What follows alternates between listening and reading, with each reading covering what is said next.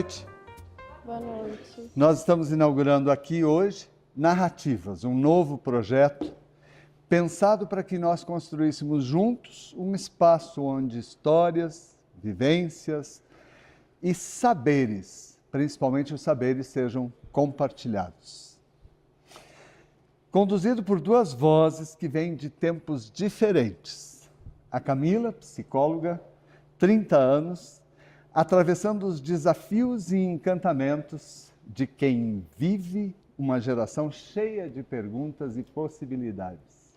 Boa noite, Camila. Boa noite, Marco. E o Marco Aurélio Alves, para quem não conhece, psicólogo, ativista cultural, que tem uma trajetória imensa e marcada, por muita paixão e uma inquietude e uma vivência dentro de projetos, que é o que ele mais faz, e eu vejo que são muitos que tu faz, muitos projetos que tu te dedica e sempre com muita paixão. Para completar a equipe chega o Thiago Couto, no audiovisual. O Thiago é um artista que se divide entre Porto Alegre e a Serra Gaúcha, mostrando a força da imagem para compor o nosso projeto. E o Narrativas é exatamente um espaço para a gente ter esse encontro de vozes aqui e ter essa troca também geracional, Marco? E que traga também um pouco de curiosidade, de acolhimento e consiga trazer para vocês aqui, não tem nenhuma pretensão de respostas prontas, muito pelo contrário, É para a gente ter muito afeto aqui também, para a gente explorar os saberes, como o Marco falou, e ter essas trocas. Em cada encontro a gente vai ter um convidado ou uma convidada diferente, sempre com uma perspectiva única para trazer a experiência profissional, a experiência de vida e uma perspectiva de caminhada pelo mundo mesmo. Nada muito formal, mas com o objetivo de compartilhar através do trabalho do Thiago, daquilo que ele produzia aqui, pelo YouTube, sempre na semana seguinte. Nós gravamos aqui na quarta-feira ao vivo, com público, e na segunda-feira tem um aplicativo, um site chamado Narrativas, onde as pessoas podem acompanhar todo o programa de lá, sempre na segunda-feira seguinte. E a gente vai ter, então, em cada encontro aqui, um convidado diferente, trazendo os mais diversos assuntos, abordando adolescência, como hoje, terceira idade também, estilo de vida, alimentação, e isso tudo para a gente entender que a vida em si ela é múltipla. E não existe uma única forma da gente viver, da gente sentir, da gente acolher e da gente envelhecer. A Camila decorou o texto. E o bonito é que quando nós sentamos juntos, nós percebemos que as nossas perguntas são muito parecidas. Afinal, nós estamos vivendo de alguma forma o desafio de ser gente num mundo em constante transformação. Um desafio bem difícil, por sinal. E a gente espera, então, que hoje aqui a gente possa ter essas trocas e que vocês saiam daqui um pouquinho mais tocados, conectados e... e com um universo mais expandido. Essa é uma promoção do Instituto Brasileiro da Pessoa, produzida pelo Psicult, Centro de Humanidades e Habilidades, com apoio do Fundo Social Sicredi Pioneira, a quem a gente agradece a oportunidade de estar aqui. Então, vamos apresentar o convidado? Fica à vontade. Ele não veio ao mundo a passeio. Essa frase pode ter sido criada pelo próprio Fernando Andrade Alves, o nosso convidado de hoje. 45 anos atrás, para que o canelense Fernando viesse ao mundo, a sua mãe, Zalete Terezinha Andrade Alves, que aqui está presente, precisou se manter em repouso por quase 9 meses, enquanto o pai viajava à procura do sustento para o menino que chegava, a mãe ali permanecia, recolhida. Cheio de cuidados quando criança, ele era pura manha. Bastava que o irmão dele, o Rodrigo, chegasse perto para que ele começasse a chorar. esse era o prenúncio de um ser humano sensível a tudo que acontecesse, em especial aos mais frágeis. O menino que dançou no CTG experimentou uma adolescência vibrante, se transformando num jovem dedicado estudante de direito e que virou pai do Arthur e da Alice, além de um excelente assador de churrasco. O concurso para o Ministério Público o levou a conhecer as realidades de muitas cidades gaúchas. O Fernando passou por São Gabriel, onde ajudou a preservar o patrimônio cultural. Em São Borja, ele participou de uma grande atuação, uma operação enorme de enfrentamento ao tráfico, uma operação que prendeu mais de 90 traficantes. Quando promotor na comarca de Osório, durante a pandemia, ele criou o projeto de utilizar e recuperar os celulares apreendidos nos presídios para que os alunos de baixa renda pudessem acompanhar as aulas à distância. Projeto esse que foi adotado em todo o Brasil. Depois, ele passou por Passo Fundo e atualmente, em Porto Alegre, ele preside a Associação Estadual do Ministério Público. O convite para o Fernando foi para que ele nos conte sobre a sua adolescência. Muito obrigado aos conselheiros tutelares que aqui estão, aos familiares, aos amigos que nos acompanham neste dia. E a minha primeira pergunta é: como é que é ser pai de adolescente? Bom, Marco, Camila, né? Primeiro eu queria... Nunca tinha te ouvido falar sobre a minha vida, né? Assim, eu já te ouvi no teatro, né? Já te ouvi no rádio, mas não tinha te ouvido falar assim. E parece que esse guri que tu falou é bom, assim. Parece que esse guri tem... Tu gostou desse guri? Eu gostei de ouvir, assim. E eu tô aqui, né, com a minha mãe, com a Zalete, com o meu pai, João Paulo, meu tio Valdoir, minha prima Patrícia, com amigos aqui, com o Genésio, com o Eduardo, a Cláudia. Estamos com a Aide, com a conselheira tutelar aqui, a Ana Júlia. Então, a gente está aqui conversando hoje com várias pessoas ao vivo e virtualmente a gente vai conversar com mais pessoas. Mas a adolescência, a gente tem estudado um pouco assim das gerações, né? E eu me considero um adolescente tradicional da geração X, né?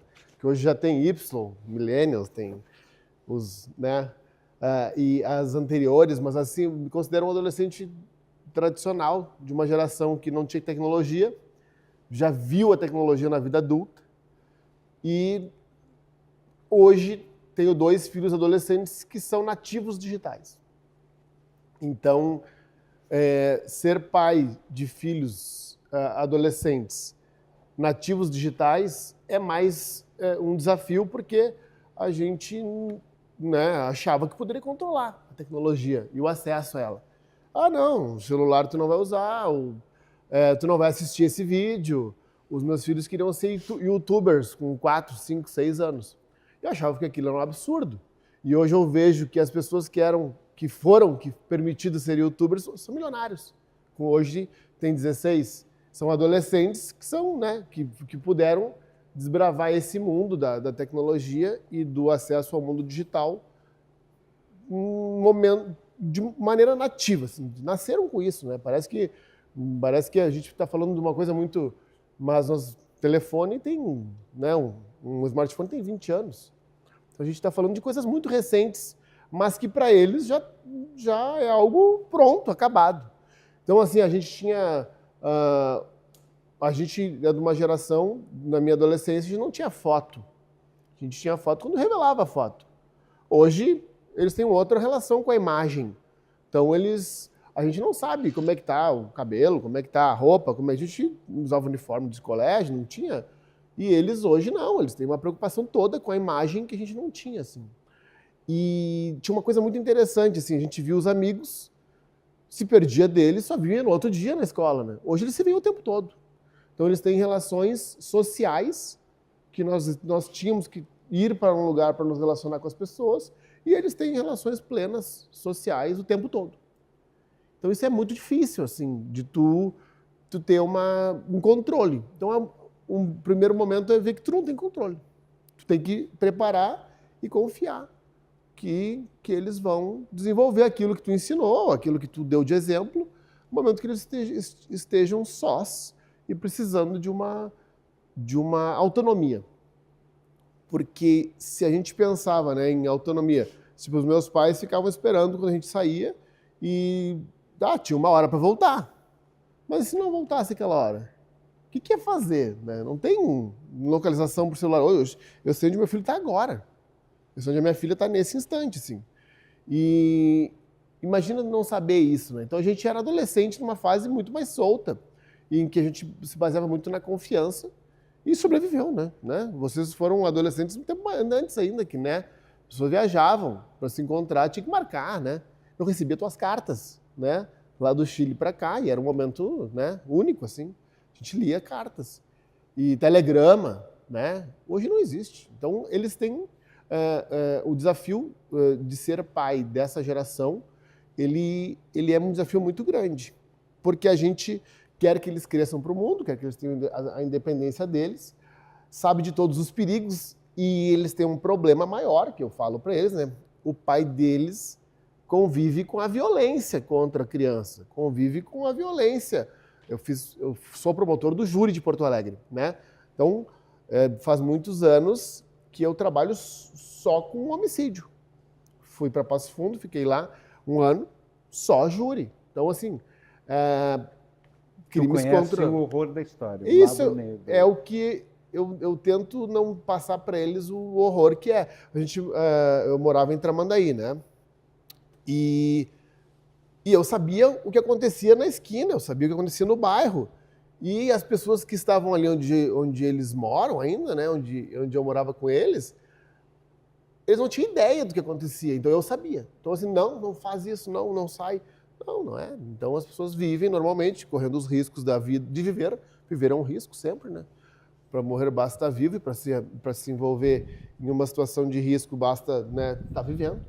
E então eu sabia muito, sempre soube muito o que acontecia, onde eram os pontos de tráfico.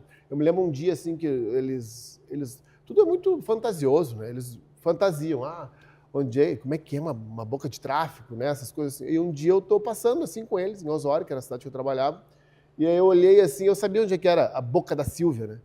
E aí eu olhei a Boca da Silvia movimentando, tinha um aviãozinho saindo com droga e tal, daí eu olhei assim, aquela ali é uma boca de tráfico. E eles, seguraram assim, olharam, nitidamente, assim, o cara de bicicleta, chegou na frente, veio o cara, entregou a droga e saiu, eles ficaram assim, é isso, disse, é isso, né? Então, assim, via antes deles um risco grande, assim, de que eles estavam sujeitos.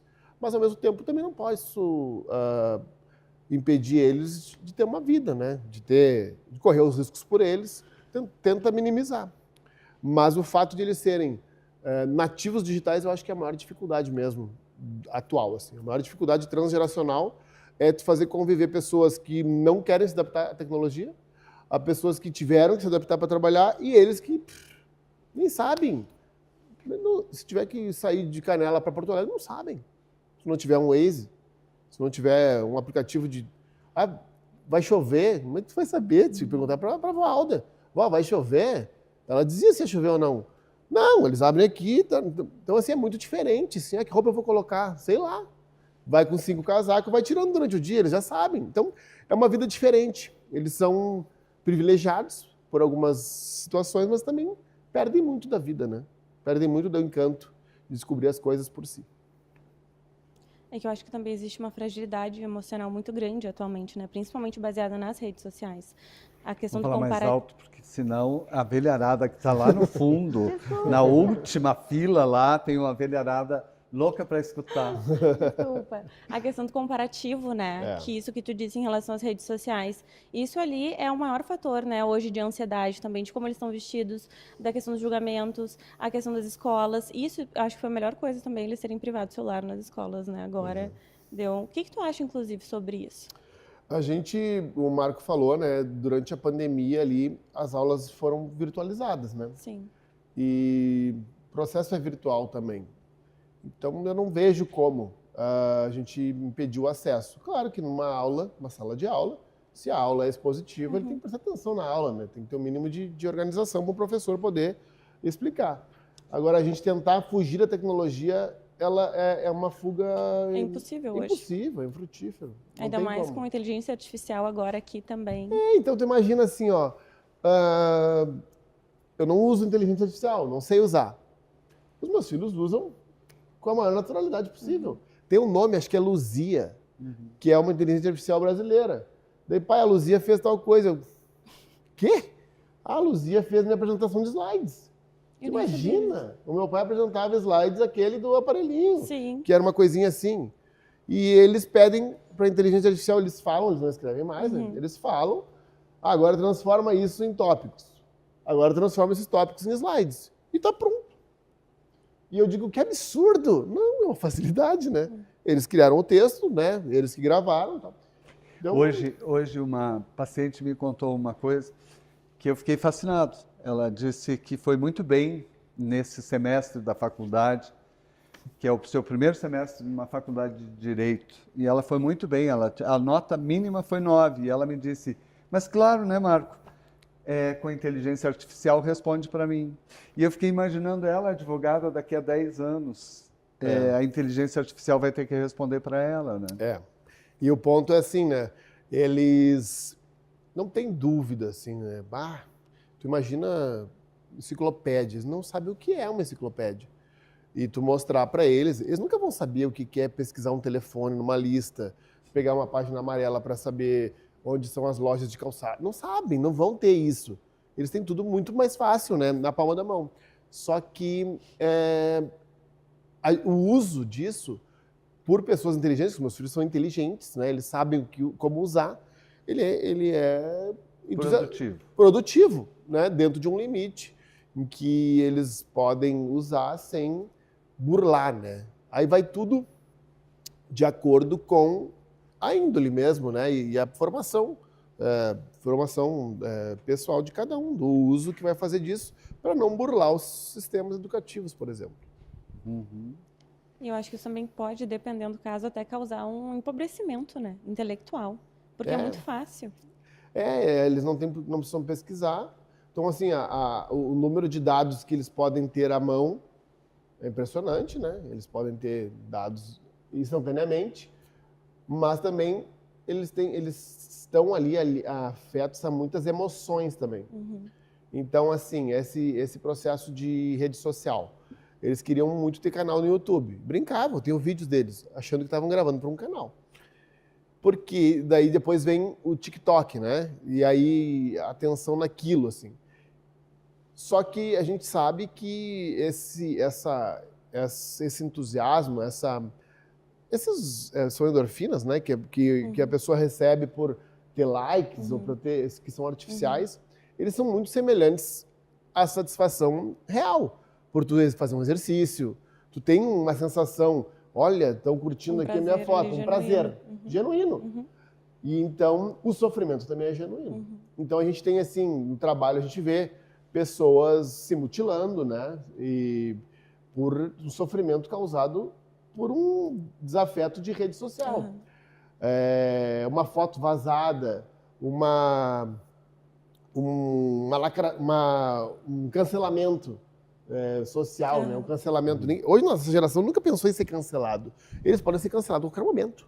Qualquer momento. Então, eles sofrem muito com isso. Tem até uma comunidade assim na África que eles botam hoje, não tem nada a ver com tecnologia, mas eles colocam as meninas em contato com formigas para elas sentirem uma dor assim física, né? Porque a dor psicológica, às vezes, a dor de uma rede social, ela é tão forte que a pessoa acha que é o fim do mundo, vai se mutilar porque tem um sofrimento enorme. E, na verdade, não. Quando ela sente uma dor que é física, ela... não, isso aqui que é dor. Essa outra sensação não é dor que vai me gerar sofrimento assim, né, físico. Só uma pequena curiosidade também que eu li agora essa semana, que a pergunta mais feita por adolescentes no chat GPT é por que eu sou assim. Eu fiquei chocada com isso. Perguntando para uma inteligência artificial. E essa curiosidade por saber por que é que eu sou assim também decorre de uma ausência de leitura, o abandono dos cursos de filosofia, de sociologia, quando não é ali que a gente aprende a pensar. E aí, quando não se pensa mais, eu fico órfão dessa linha de conhecimento. E por falar em órfão, eu queria te perguntar, o que é mais importante assim, para colocar limites?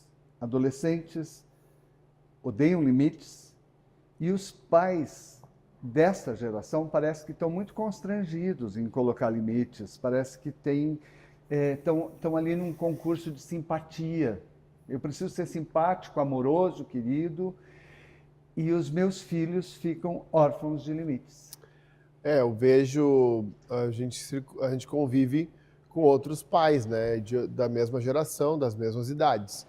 Então, realmente, tem muitos pais que se sentem mal em corrigir ou em retirar ali, enfim, de controlar mesmo, de corrigir. E, bem na verdade, eles gostam da rotina, né? Eles gostam de ter uma rotina, de ter um limite, de saber que aquilo não pode. Muitas vezes, agora ele tem o WhatsApp, né? Eles preferem que tu diga não, claramente, né? E do que eles terem, às vezes, que eles preferem para não tomar decisão ou para... Eles ficam testando, assim, até onde podem ir para tu impor o limite. Então, eu vejo... os meus filhos são muito, assim... são muito educados, né? Eles dificilmente não respondem, assim, não tem... A minha filha, ela gosta de contestar, de saber tudo e de enfrentar, assim, o assunto. Mas ela não vai dizer, não, isso eu não... Se tu explica, né, ela não, isso não... Ela aceita, né, como se educa, ela aceita o conhecimento. Mas é importante que se faça isso, porque essa é a função, eu creio, né, que essa é a função de ser pai, né, ou mãe, de impor aquele limite daquilo que a pessoa vai se colocar em risco. Porque qual é a função? É tu fazer... qual é o teu objetivo, assim? É que a pessoa tenha a formação e a maturidade para fazer tudo aquilo que ela queira. Aquilo que ela não quer fazer, ou ela não sofre a influência de ninguém, ou não se entorpeça de qualquer substância a ponto de fazer coisas que ela não faria se tivesse saído. Então, se eu pudesse resumir assim, no que é o básico, assim, olha, eu só quero... Pode fazer o que tu quiser da tua vida, desde que tu queira, conscientemente. E é isso que eu falo para eles. Não tem nada proibido, nada proibido. Só pode ser sempre consciência. Bom, isso tu quer fazer? Bom, então tu faz, mas sabendo que é o que tu está fazendo. Isso vai te colocar em risco. Bom, então não faz, né? Criança não tem esse risco. Adolescente também não percebe, às vezes, o risco. E aí a função dos pais é mostrar que aquilo é um risco. E se ainda mostrando não tiver eco, não se respeitar o limite, aí tem que impor mesmo. E a imposição do limite, ela pode gerar uma ruptura. Naquele instante. Momentânea. E depois volta ao normal. Agora, os que chegam lá no Conselho Tutelar, eles romperam o limite ou os pais ficam com medo de colocar limite? Eu não sei dizer exatamente o que, mas, por exemplo, crianças de 6, 7 anos. Meu filho não quer ir para a escola. Como assim? Uma criança, às vezes, né? Um adolescente de 16, como é que vai? Né? Daí, às vezes, é cobrado do conselho. O que o conselho... Mas, se os pais não conseguem, o que nós vamos fazer, sabe? É uma situação bem delicada, assim, é um assunto que a gente precisaria dar mais atenção até, né? Porque essa questão da escola é uma que nos pega muitas vezes, né? E muitas vezes a questão do limite. Tu pode fazer o que tu quiser, mas, assim, o que tu tá, né, refletindo essa questão mesmo, assim, porque os pais às vezes não conseguem, não tem essa, não sei se é capacidade. Mas 100% dos casos que chegam lá no conselho são casos em que os pais já estão perdeu exatamente, não deram limite e chegaram num ponto que eles mesmos não conseguem ter autocontrole sobre os filhos. Perfeito. E a gente pode fazer uma pirâmide ali, né? Com aquilo que a escola enfrenta, né? A minha mãe é professora, aposentada, diretora de escola. Então, a escola tem todos os casos para enfrentar. Todos. Alguma alguma criança ou adolescente às vezes precisa de um apoio, encontra na escola, na professora, é ali que elas contam, né, as dificuldades do dia. Depois a gente tem o conselho tutelar que vai, bom, a escola tenta, a criança não foi na escola, né? A gente tem a FICAI, que é a ficha de comunicação do aluno infrequente. Aí essa escola não deu conta de buscar a criança de volta, teve algumas faltas, né, um número. E aí aciona o conselho tutelar. Se o conselho tutelar, bom, agora o conselho vai atuar, né? Uma série de medidas, vai buscar, vai aplicar alguma medida de proteção, alguma situação. E se não conseguir, aí chega no Ministério Público. Aí, então, essa pirâmide de atuação, a atuação protetiva, ela é bem interessante para que a gente entenda, assim, a adolescência, né? Desde que a Constituição lá disse que nós temos que proteger a infância e a adolescência como direito fundamental de todos, ela deixou isso muito estruturado. Então, nós temos uma estrutura protetiva que deve funcionar. Se a escola não deu conta, o conselho vai tentar dar conta, se não, o Ministério Público vai tentar dar conta, e se ninguém der conta, daí sim nós vamos judicializar, entregar para o Poder Judiciário, ajuizando uma ação, para que a gente consiga proteger essa criança de alguma negligência. Então é uma pirâmide que vai da escola, que protege todo mundo, pouquíssimos casos chegam no conselho, menos ainda no Ministério Público e muito menos ainda no Judiciário. Na semana passada eu estive no município e aí era um encontro com adolescentes. E aí a secretária de Educação me disse, nós estamos enfrentando um grande desafio aqui. Nós temos um aluno, é uma regra nas escolas de que os alunos não podem usar boné. Em sala de aula não podem usar boné. Mas nós temos um aluno que contestou e nós mantivemos a proibição, porque é proibido para todos. Então, a mãe veio até a escola exigir que aquele aluno use o seu boné. E o fantástico foi que começou a palestra e ele estava sem boné. E quando eu falei de limites, ele botou o boné. E ele ficou quase que de pé para mostrar que ele estava contestando a regra. Quando ele viu que não chamou atenção, que não chegou ao seu intento, ele tirou o boné, sentou e sumiu. Mas ele literalmente sumiu na cadeira, meio que dormiu. Agora, olha o serviço que a mãe prestou, o desserviço que a mãe prestou para esse, da escola. Quem é que vai segurar ele depois? Nós tivemos um trabalho, o Ministério Público foi acionado lá porque em determinado município do litoral norte gaúcho tinha uma praça onde os adolescentes iam para lá beber. Por quê? Não podem mais entrar em nenhum lugar, né? Desde o caso Kiss se recrudesceu muito o controle, né, de entradas e agora então eles não têm nem onde ir. Então eles ficam na praça bebendo. E aí aquilo foi gerando um problema porque, né, era uma algazarra e depois eles se alcoolizavam muito fácil. O adolescente não tem estrutura para beber.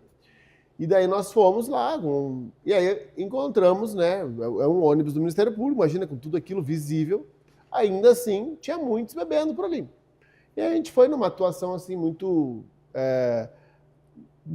educativa até, chamando os pais, né? No Planeta Atlântico também a gente faz isso. Quando vê algum adolescente que está alcoolizado, segura, chama os pais e entrega para os pais. Tal não foi a minha surpresa quando chegou um pai lá e disse, até parece que vocês nunca beberam. E o adolescente alcoolizado, uma adolescente alcoolizada. Só que a gente sabe o que pode acontecer com uma adolescente alcoolizada na noite, tipo 3 da manhã. Então, realmente, os pais não querem impor limites e muitas vezes acham que ninguém pode impor o limite. Eles não vão impor e ninguém pode impor. Porque a pessoa tem que ser livre, porque como tu iniciaste a conversa, né? Tem que ser melhor amigo do filho. O pai não é o melhor amigo do filho, o pai é o pai do filho. Se o pai for o melhor amigo, esse filho fica órfão. Camila, se tu não te meter, a gente vai seguir os dois, que a Camila é educada, Fernanda, ela é super gentil e educada. E eu queria avisar que aqui tem um café, que é uma cortesia do Cidica, E fiquem à vontade para se servir do café. E assim as pessoas que estão assistindo em casa, né, elas podem saber que tem um café e que está bem quentinho aqui, não está Exato. tão frio quanto lá fora, Não né? tá frio. Tá confortável, né, Ede? Então tá bom. Mas isso É é o que contigo. tu trouxe em relação à postura dos pais hoje. A gente percebe também no consultório que existe uma certa superproteção assim dos pais, né? Até de querer evitar que o filho sofra frustrações na vida. Então, a própria situação que tu citou aqui traz muito isso, né? Só que está cada vez mais latente. Assim, Camila, eu posso falar muito mais da minha vida profissional, assim, né, do que dos meus filhos, porque os meus filhos não dão trabalho, né? Eles foram pro esporte, então são esportistas. A gente percebe, assim, que a adolescência, tu pode vestir alguns personagens, né? E eles vestiram o personagem do esporte. Então, assim, eles jogam, eles praticam esportes. Então, tem pouco tempo para aprontar, até, digamos assim. E estudam bastante, e tem disciplina para provas e tal. Então, né, os limites eles mesmos, convivendo com outros alunos que também estudam, assim. Então, isso vai criando um corpo de eles estudarem. Mas no trabalho, assim, o adolescente ele nem percebe às vezes, que aquilo é totalmente errado, né? E o pai tá ali para dar esse suporte, né? E aí assim, ó, bom, não há limite, né? E aí o adolescente, a gente tem muitos Brasis, né, entre nós. Então, assim, tu vai pegar um adolescente enfim, de periferia e ele vai ser recrutado por alguém, alguém vai assumir ali aquele cuidado. E aí tu pega, às vezes, os conselheiros às vezes estão acostumados, adolescente envolvido com criminalidade. E aí tu precisa, ele tá ali, acabou de cometer um crime, né? Eu já tive oportunidade de ver coisas assim absurdas, e ele tá ali, numa boa, como se estivesse trocando de roupa, assim, né? Matou uma pessoa, foi preso com uma pistola, e tá bem, né? E aí qual é a tua função? Não, minha função é fazer a segurança. E o outro, não, a nossa função é cobrar e matar pessoas. Então, assim, por que um adolescente chega nesse ponto, né? Porque ele pode ser influenciado. Isso é básico, assim, ele pode ser influenciado. E não teve estrutura. E não tem estrutura para dizer, não, aquilo parece interessante. Na época de transgredir, ele pode não encontrar os limites. E tem uma juíza que eu assisti uma palestra uma vez, ela disse assim, eu quero que vocês percam o sono para vocês não me aparecerem lá numa audiência do meio da noite. Porque os pais têm que cuidar para que controlar mesmo, né, aquilo que seja possível sem se inserir muito na intimidade das pessoas, porque, né, eles têm que ter intimidade também, né? Mas tem que controlar a ponto de impedir que outra pessoa controle, porque eles estão ávidos por controle, ávidos por alguém direcionar. Se ninguém direcionar em casa, eles vão achar quem direcione na rua. E daí, se acharem um mau direcionamento, aí a gente pode ir longe, né, de tantos... As possíveis consequências disso. E assim, o nosso trabalho no Ministério Público, ele nos coloca em contato com tanta coisa, com tanto caso, assim, que tu fica assim, mas como que isso aconteceu? Então, porque realmente os adolescentes ficam... E aí tu pensa assim, tá, mas chama a mãe, né? Por exemplo, tá? Eu tô lá em uma comarca X, e aí o adolescente foi pego em flagrante, um crime de homicídio, tá? Mataram uma pessoa e ele participou do crime. Tá, mas ele não era o cara que atirou, ele não estava envolvido ali, ele estava só por ali, naquela cena. Aí, bom, ele não vai ser preso, porque ele não estava envolvido no crime em si, mas estava na cena ali. Então tem que mandar ele para casa. Que casa? Não tem. As pessoas não sabem onde ele mora. Eles, não, minha mãe não vai vir. E muitas vezes a gente tem que chamar o conselho tutelar para levar para casa, porque os pais não vêm. Então, assim, se a gente perder de vista o controle, eles vão achar quem controle, vão achar alguém que dê valor, ou que dê atenção, e aí essa atenção pode não ser boa. E daí, se não for boa, ele pode estar envolvido, às vezes, num problema com a lei, que é o fim, né? Que é o tipo, que é 1%, né? Não tem nem isso, né? Os adolescentes, eles seguem a vida, se envolvem com alguma desavença, alguma coisa, mas nunca para se envolver com um conflito com a lei mesmo, são muito poucos. Sim. Mas entrando nesse mesmo gancho agora, roubando a pergunta do Marco, quais seriam, porque eu sou leiga nisso, tá? Mas as políticas públicas para os adolescentes fora da escola, quais seriam? A gente tem ali o Estatuto da Criança e do Adolescente, ele traz uma série de medidas a serem aplicadas, né? Encaminhamento para capacitação, para treinamento, para atividades de contraturno, ocupar, né? Mente vazia, né? Oficina do diabo. Então, assim, não dá para deixar as pessoas... Por que aconteceu com a geração, né? A gente foi invadido pela violência. Então, o mundo ficou mais violento nos últimos 20 anos. É um fato. O que os pais pensaram? Nossa, eu sobrevivi à minha adolescência, poderia dizer, né? Meu filho não vai correr risco na rua. Então, ele fica no quarto. Daí ele joga videogame, mas ele joga videogame online. Ele corre outros riscos. Ele está com celular, e esse celular ele está ligado em outros riscos. Então, essa geração nossa agora, que tá com os adolescentes, ela acha que tem que proteger demais, porque correu riscos que não quer que eles corram. Mas são riscos naturais da vida, né? De sair de noite, de daqui a pouco, né? Então, assim... Mas eu queria... Tu falou dessa ação e eu entro dentro da pergunta da Camila. A ação do MP nessa cidade, e eles estavam todos alcoolizados numa praça. Essa é a coisa mais comum. Agora, o que eu penso, e eu te pergunto, mas tu conhece algum município gaúcho, não vamos para o resto do Brasil, que tenha uma única política pública para adolescentes que não seja punitiva, que não seja escola?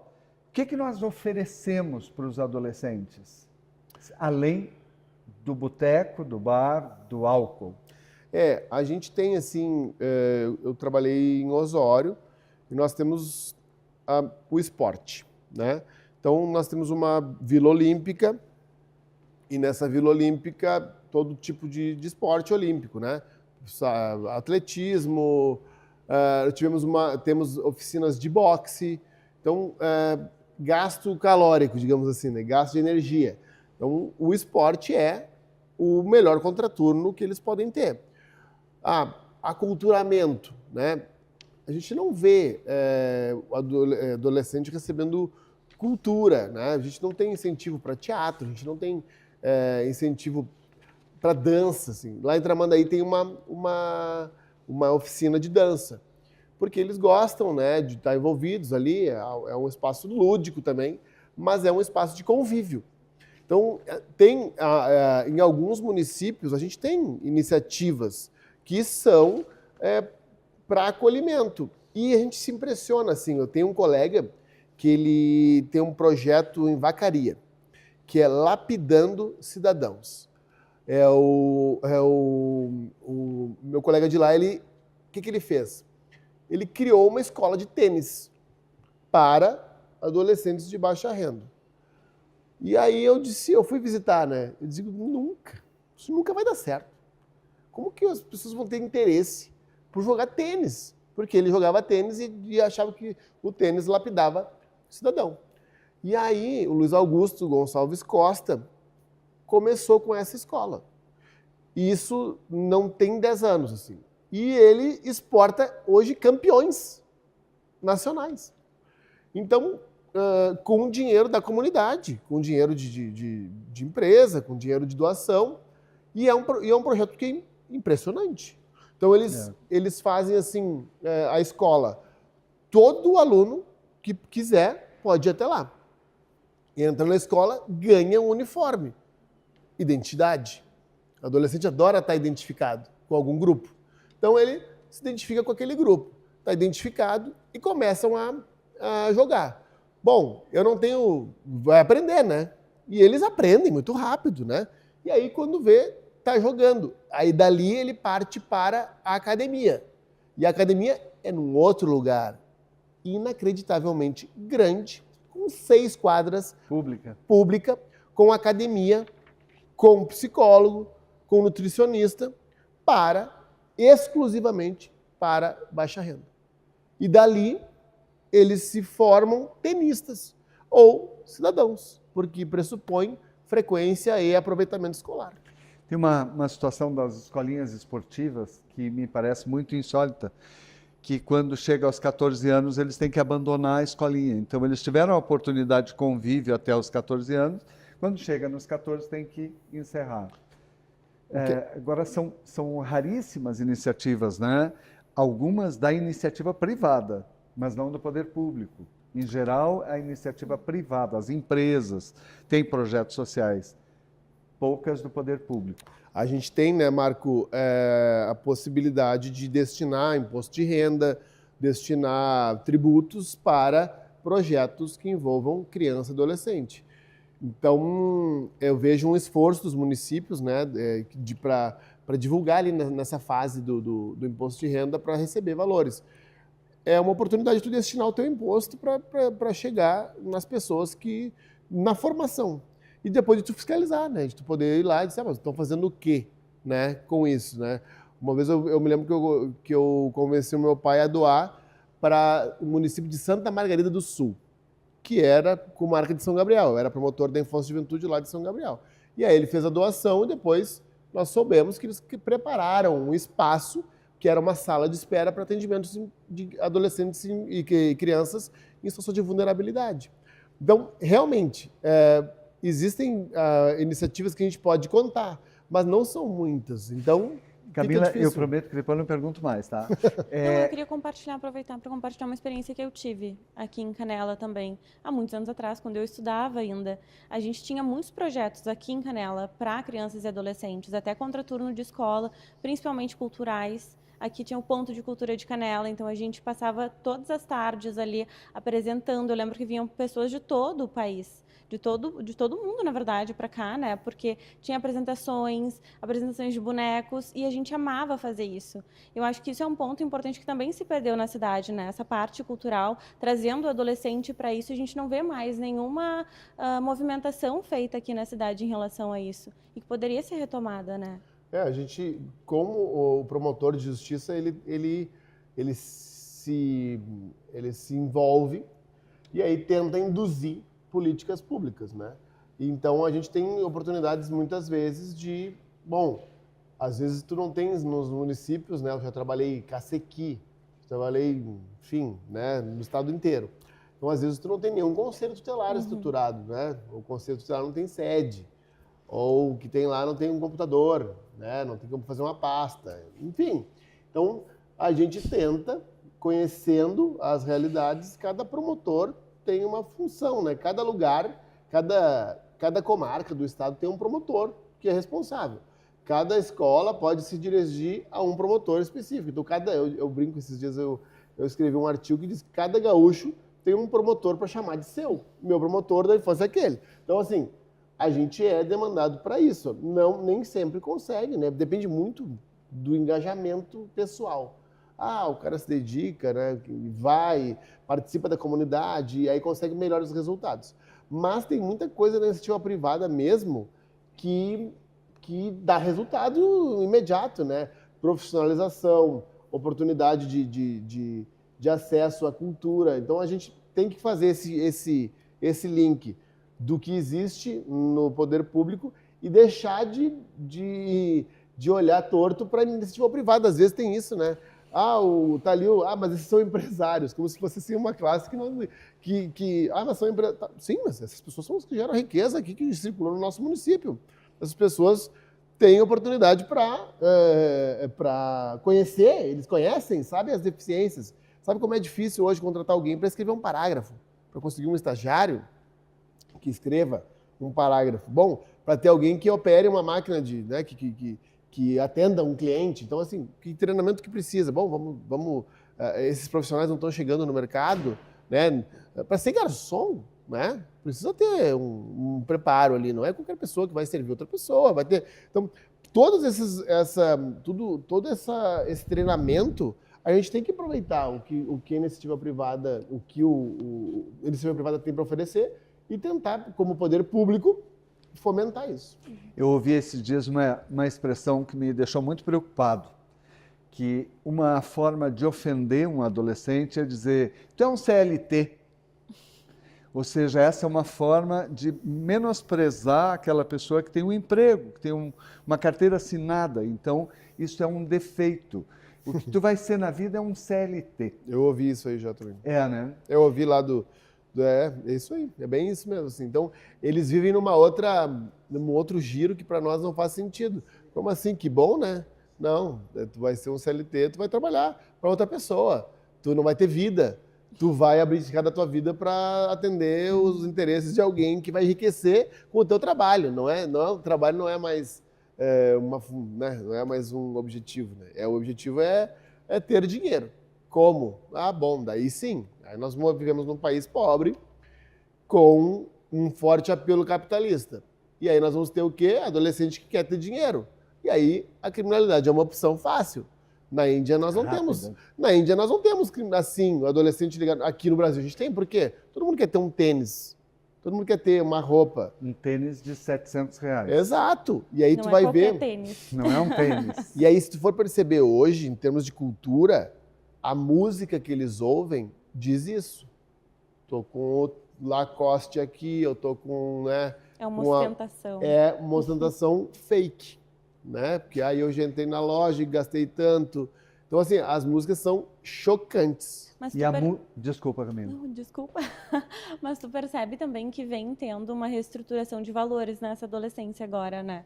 Principalmente em relação a essa questão de... A minha geração, por exemplo, ainda precisava trabalhar, queria conquistar as coisas, mas eu vejo que essa geração que tem vindo agora, ela não está disposta a abrir mão de tempo de qualidade, por exemplo, de prazeres pro trabalho. Então eu vejo que, por exemplo, a minha geração, guardar dinheiro, comprar uma casa, construir um patrimônio. A geração atual, não. A geração atual quer qualidade de vida, quer ter o seu lazer, quer viajar, não tem essa perspectiva. A gente tem...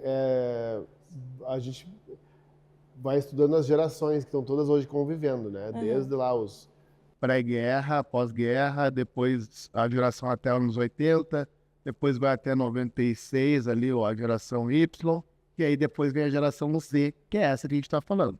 Bom, tá chegando no mercado as pessoas que realmente não querem perder tempo com trabalho na sala, né? Elas precisam de um propósito. E o que a gente ouve muito é assim, ó, se me mandar, eu não fico.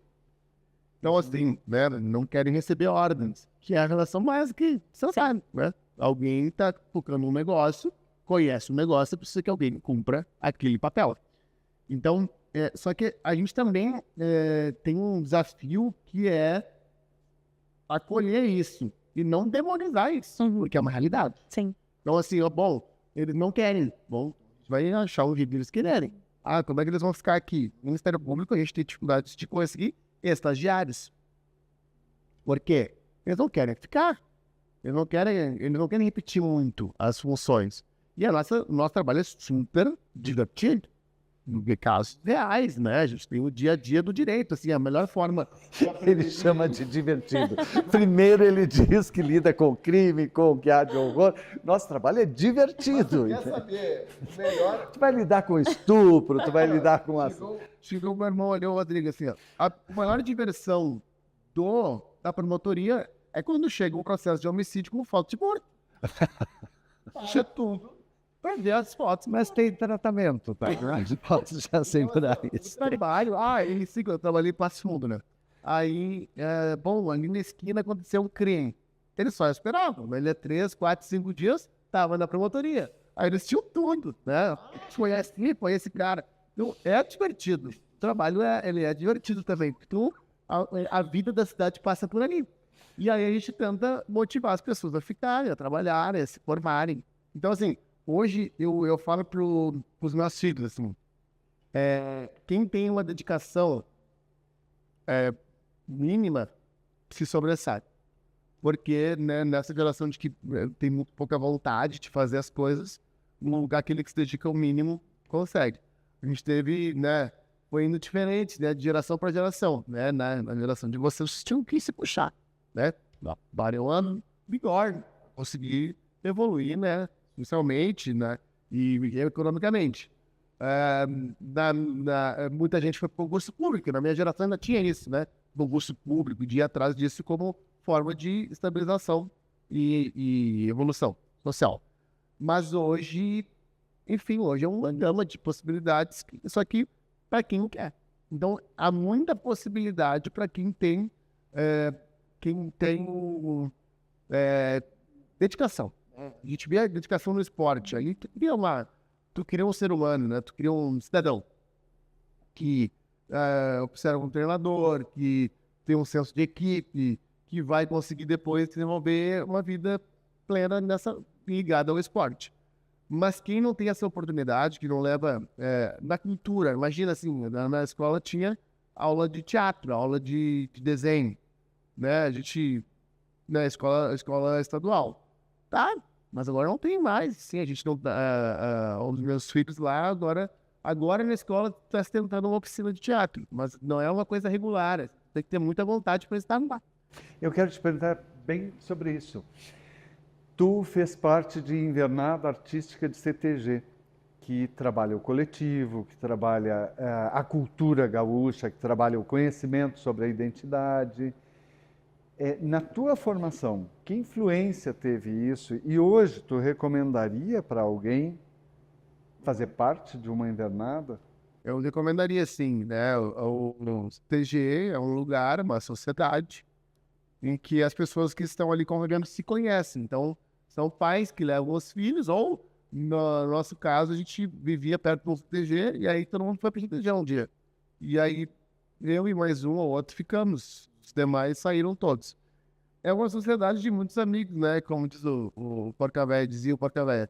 Então, assim, as pessoas convivem de modo saudável, tem acesso também à bebida alcoólica, acesso a tudo com qualquer adolescente. Mas a invernada em si cria um senso de grupo, de pertencimento a um grupo. E aí cria um senso de competição também, saudável, né? Grupos competem entre si, né? Em rodeio, em festivais. Então, sim, eu acho que é um lugar de uma excelente formação, porque tem cultura junto, e de muito bom convívio, né? A nossa experiência no CTG foi muito boa, assim. E hoje eu perdi o contato, claro, né? Porque tem uma dedicação, ela tem um prazo, né? Porque a gente não sabe, mas para um grupo de chegar e apresentar no rodeio, ensaiaram meses. E meses com um ritmo de ensaio muito forte. Então, chega um ponto que tem que parar, porque senão afeta a faculdade, afeta a própria formação e o trabalho, né? Então, eu conheço amigos que até hoje se dedicam, mas num outro ritmo, uma vez por semana, né? Final de semana. Mas a invernada do CTG é um ótimo lugar para socializar. Em relação à escola, voltando, o IBGE, né, demonstrou que em torno de 60% dos adolescentes abandonaram a escola. E agora veio o projeto Pé de Meia. O que tu acha disso? Eu acho ótimo. Tenho alguns amigos dos meus filhos que tratam disso, né?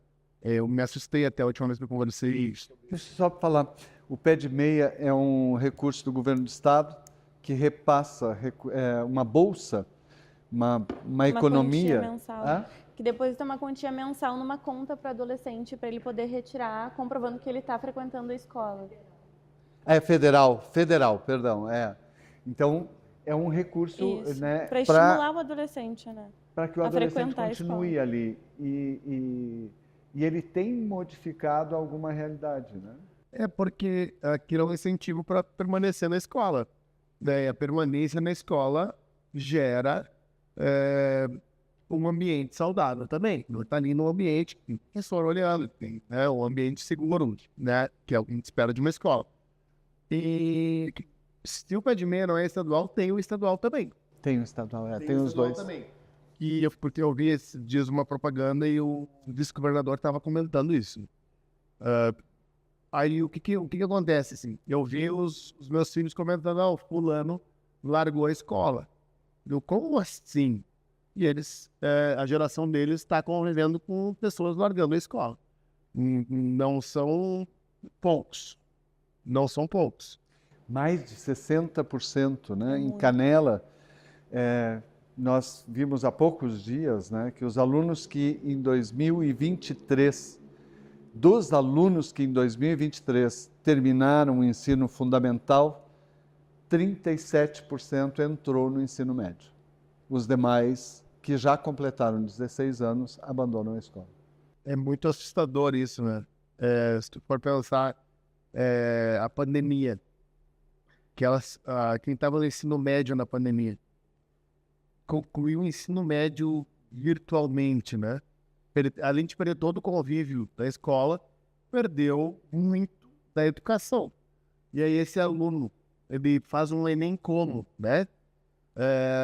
Aquele incentivo para estudar, para estar ali, para ter ele vai se perdendo muito disso, muito da dinâmica da escola.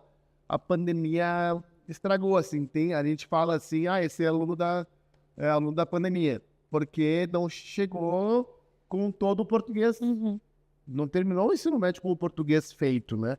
Primeiro, segundo, terceiro ano. Foi terminando. A matemática faz muita falta. Imagina tu tá aprendendo matemática e parou. E aí tu vai aprender por vídeo. Não tem. Vocês acompanharam alguma aula de algum adolescente na pandemia, né? Câmera fechada totalmente. Eu estava ainda na faculdade, a gente na faculdade também tinha essa dificuldade de pegar conteúdo, também já era difícil ali, prestando atenção. Imagina adolescentes, E aí tu tem isso que tu falou também, a leitura. Né? Eles vão ler. Jesus, vai fazer um resumo, daí tu vai, chat GPT, me faz um resumo do livro tal. Tá, quero agora com menos palavras. Ainda não, menos palavras, daí te entrega, né? É tudo bem específico, eles resolvem tudo. Muito, então, agora a enchente, né? Que a gente também teve uma suspensão de aula. Então, são coisas que... É uma recorrência de fatos que vem acontecendo, né? Muito, né? Daí tem o aluno da escola privada. Puxa vida, né? A escola deu jeito, né? Para manter os alunos estudando. Agora, as escolas públicas tinham muito mais dificuldade. Porque, né, para manter isso, porque os recursos, né, enfim, esse dado é muito forte. 36% apenas chegaram a fazer o ensino médio. Entram no ensino médio, né? É muito... A realidade é assustadora. Mas eu queria, nós estamos centrados só no adolescente e me parece que a gente pega um pouco, estamos falando um pouco da família. Nós hoje temos uma família volátil. Que hoje este é o pai, depois mudou de pai, essa é a mãe deste mês, depois essa mãe deixa de ter influência e eu ouço isso com muita constância, assim, eu já tive 3 pais, esta é a minha 4ª mãe. Essa relação, essa volatilidade, o quanto tu acha que ela interfere na formação do adolescente? Essa é a primeira pergunta. E a segunda é, e a gravidez precoce? A gente, o maior medo, né? A nossa geração tinha medo disso. No primeiro ano, teve 2 colegas que engravidaram. Então, aquilo ali fez com que mais nenhum acontecesse com mais nenhum. Mas aconteceu com eles. Então, aquilo que era um risco foi concreto. 2 adolescentes de 14 anos tinham uma criança. Então, assim, depois os avós criam, né? Que 14 anos, né? Os avós criam. Essa expressão eu gostei muito. Os avós criam. Porque 14 anos não vai dizer que vai ser pai e mãe completos, que não tem como, não tem maturidade para isso. Mas é o que pode atrapalhar a evolução de alguém. Ter uma gravidez indesejada, né? A precoce indesejada. E essa questão das famílias serem voláteis, né? Eu não tenho, assim, experiência assim, para te dizer sobre isso. Eu sei que os adolescentes precisam ter um espaço para chamar de seu, né? Eles precisam ter um contexto assim, familiar que eles possam recorrer, porque eles precisam muito, né? Tem muitas dúvidas e querem estar num ambiente seguro, um ambiente que tenha uma rotina para eles, em que eles possam, então, ter isso como regra. Eu noto muito, assim, que muitos os meus filhos, eles chamam muitos amigos. Muitos estão com eles, assim, sempre. Porque eles têm uma rotina, né? Gostam de ter rotina. E esses também vão e adoram ter rotina. Mas as famílias mudaram, né? A família mudou, não é mais, né, Perene. não é mais perene, ela migra, e é uma circunstância que tem que ser trabalhada. Eu acredito que tendo uma clareza, assim, que eles possam contar com essa pessoa. Acho que daí, né, minha mãe é essa. Bom, quantos namorados ela vai ter? É nessa. Desde que ela possa contar com alguém. A adolescente possa contar com a mãe dele. Minha mãe é essa, tá? Bom, ela tem um namorado, depois ela vai ter outro também. Meu pai também. Mas sempre aquele que é o pai, seja alguém que ele possa contar. Acho que mais ou menos por aí, mas não tenho a vivência, assim, não vi isso muito por aí. O Conselho Tutelar vê isso, né, com muita frequência, assim, dessa inconstância, né, nos relacionamentos afetivos dos pais e onde acontecem muitos casos de abuso também, né? A maioria dos casos é justamente isso. Quando troca o parceiro ou a parceira, é onde acontecem maiores violências de direito. Naquele núcleo, né? Porque o padrasto já passa mão, abusa, e acontece toda. A gente está falando de uma vulnerabilidade, né? De alguém, né? A gente que está acostumado. Mas isso não é raro. Se não fosse raro, a gente estaria numa epidemia. Então, assim, não é... tanto que esses casos têm que ser punidos. Porque, né? O abusador vai ser um abusador em qualquer ambiente. Ele vai criar um ambiente para ser um abusador. E, né? Fiz vários júris de feminicídio, né?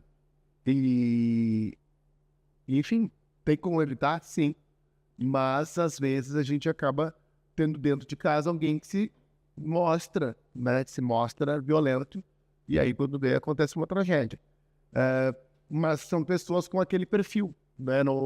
Ela não é transformada por aquele ambiente, por ter crianças, ela virou, não, tem esse perfil psicológico e perfil abusador.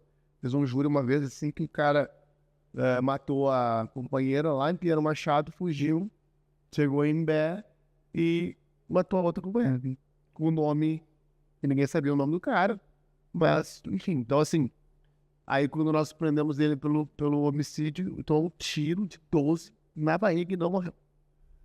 E aí ficou preso. Aí queria, enfim, uma prisão humanitária, porque tinha que usar uma bolsa de também, mas imagina, aí vai pra casa, sim, vai ter outra vez, né? Vai ter companheira. Eu não fui preso, mas porque tinha esse perfil, e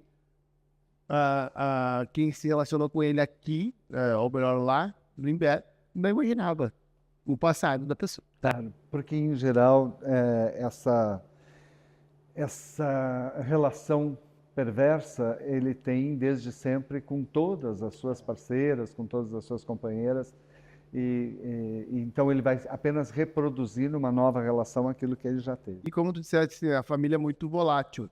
Bom, ninguém é obrigado a ficar com ninguém, né? Então, se tá percebendo... Aliás, até é bom que não fique quando as duas pessoas não estão felizes. Então, e nesse caso concreto, percebeu, para as mulheres é muito importante isso, né? Para as meninas é importante.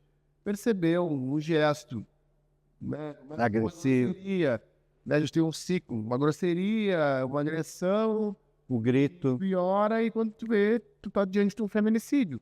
E a gente tem uma estatística do nosso estado que quase a totalidade dos homicídios contra mulheres, elas não tinham medida protetiva. Elas não esperavam isso. Isso tá normal. É normal, tá normal até que feminicídio.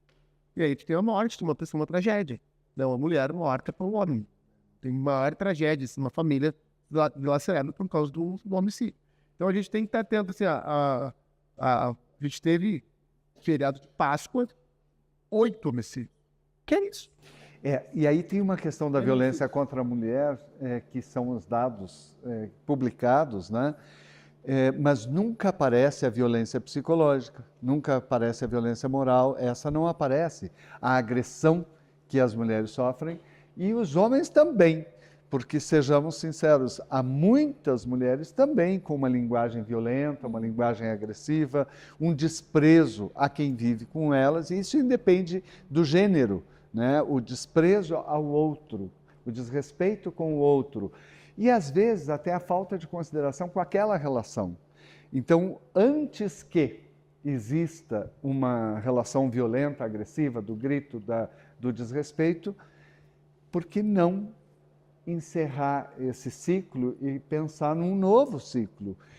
Nós vivemos um momento muito grande de condenar as separações, e isso fez com que as pessoas ficassem muito infelizes numa relação que já não deu certo, que já não aconteceu.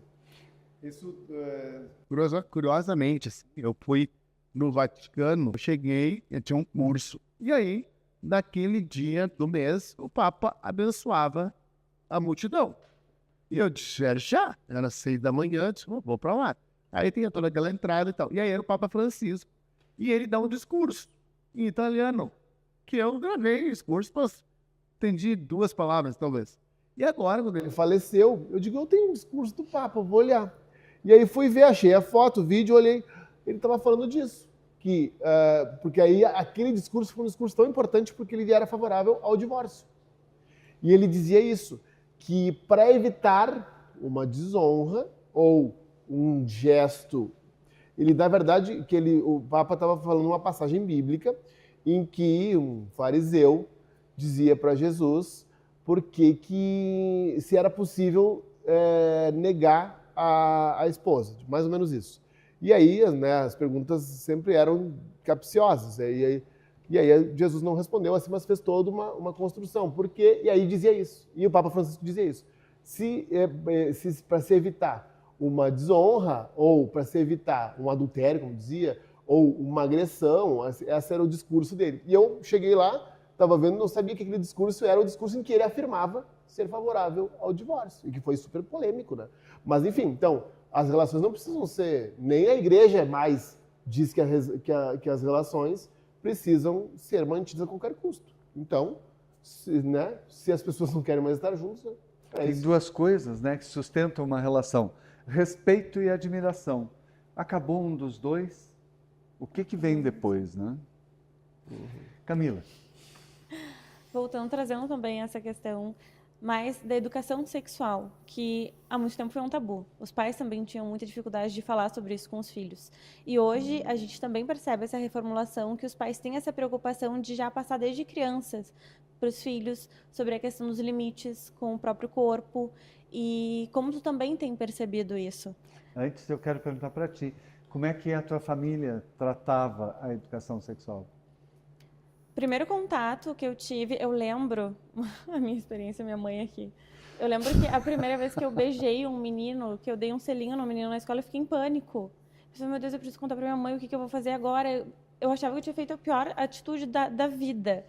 E a gente tinha na escola a educação sexual, e o pessoal da enfermagem das UBSs iam lá explicar sobre DST e tudo mais. Mas eu acho que todo adolescente tem também essa vergonha, esse receio de ter essa troca com os pais. E os pais também se sentem muito desconfortáveis com isso. Eu preferia procurar, por exemplo, na escola, com ginecologista, do que conversar, por exemplo, com a minha mãe sobre isso. Eu preferi procurar uma pessoa ali capacitada pelo constrangimento, exato, pelo constrangimento de abordar isso com a família. Já que a Camila falou, né, já perguntou para ela, os meus pais me deram livros, né? Um dos livros era De Onde Viemos. E aí tinha uma educação sexual muito fácil ali.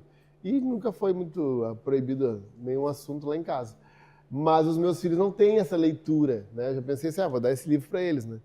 Mas eles não, né? É um livro bem... Eles vão olhar assim, tá. Porque hoje eles têm acesso à pornografia. No celular? E a internet. E eu assim, não tinha isso. E assim, o mais assustador é tu ver, sempre tem um aluno mais aceso, assim, que tem, o primeiro que tem. Os guri com 11 anos, 12 anos. E aí tu fica, meu Deus, o que isso vai fazer na cabeça das crianças, né? E aí, né, a educação sexual, a escola tem um trabalhão, porque, né, eles têm grupo de WhatsApp, e aí, né, tá. Mas o fato é que eles sabem muito mais do que tu pode imaginar. Então é muito...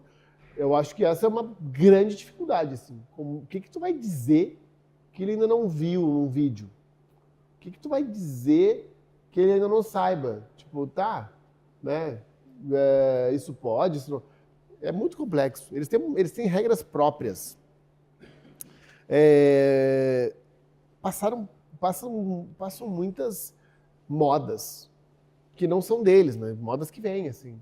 Aí tinha uma época que tinha um óculos, que era Kiss Me. A guria ou o guri que tivesse com aquele óculos era para beijar todo mundo. Eu olhei, que é isso? Qual é a razão disso, né? E era uma brincadeira. E a gente quase não sei respirar e eles rindo, porque não era... Então, assim... E aí vamos, e agora? O que tem? Não, é assim. Eles vão crescendo e se adaptando E os ao pais se meio. readaptando também aos E filhos. os pais também. A gente vai chegando perto do fim, nós temos aqui um questionário que daria 3 dias de entrevista, né? A gente se preparou para um entrevistado que dissesse sim, não, sim, não. Não é o Fernando esse convidado, né? Assim como dá medo daquelas pessoas que respondem sim ou não, tem aquelas que se estendem, que é o nosso caso aqui. Camila. Acho que uma pergunta de encerramento, assim, então agora, já que já deu o nosso tempo. Que conselho tu deixaria hoje para os pais, professores, para as pessoas cuidadores que estão ali envolvidos com os adolescentes? Eu acredito que seja de dar atenção, entregar o tempo, assim, um tempo real, né? E ter tempo também de qualidade. Entregar a presença, assim. Eu sempre trabalhei muito tempo fora, assim, né? Trabalhei em cidades diferentes que eles moram. Hoje eu estou longe deles. Então, o tempo que eu estou ali, eu tento estar presente naquele tempo. Dar uma atenção, porque eles sentem muito, assim, a falta de uma atenção real, da presença real. Presença, assim, plena, né? De estar ali naquele lugar, fazendo só aquilo. Então, os professores também, assim, quando a gente percebe que um aluno se dirige, às vezes é o aluno que mais pergunta, né? Que é um chato, né? Termina a aula e, enfim. Então, às vezes é aquele que precisa de uma atenção a mais, né? No conselho, a gente, né, trabalha muito com pessoas que não querem falar nada. Estão ali quietas, obrigadas a estar ali. Então, se a gente tem alguém que quer atenção, que está pedindo, que a gente entregue a nossa presença plena para aquela pessoa que está ali em formação. E se ela está perguntando ainda, que bom. Né? O problema é quando elas param de perguntar e perdem o interesse pelos adultos. Ali pelos... Eu leio, né, agora, ali pelos... acho que foi meu pai que me mandou isso esses dias, assim, que diz assim, que com uns 12, 13 anos ele olha assim, mas o meu pai não sabe nada, né? Ou melhor, assim, quando ele... No tempo do meu pai era muito... E aí quando ele está com 17, ele olha, mas meu pai é quadradão. Então, assim, eles vão evoluindo e vão cada vez tendo mais certeza que sabem mais. E a gente está numa geração hoje que é a primeira que tem, talvez, mais conhecimento à disposição do que as outras. A gente sempre perguntava para o mais velho, né? Hoje, os mais velhos aprendem com os mais novos sobre a tecnologia, sobre como se adaptar a esse novo mundo. Então, para eles, isso também é né, eles se sentem, assim, nesse momento de saber mais.